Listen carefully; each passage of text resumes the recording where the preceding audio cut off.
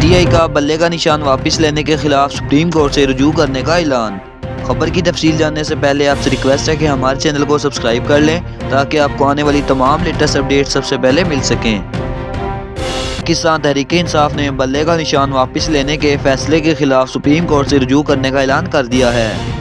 Media سے گفتگو کرتے ہوئے چیئرمین پی ٹی آئی نے کہا کہ کسی جماعت سے انتخابی نشان واپس لینا پارٹی تحلیل کر دینے کے مترادف ہے۔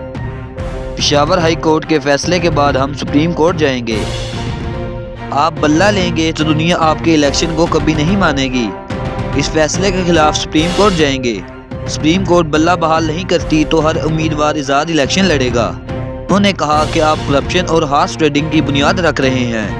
غلط فہمی ہے کہ الیکشن کمیشن کو نہیں سنا گیا۔ بلے کا نشان واپس لینے سے انتخابات پر سوالیہ نشان لگ جائے گا۔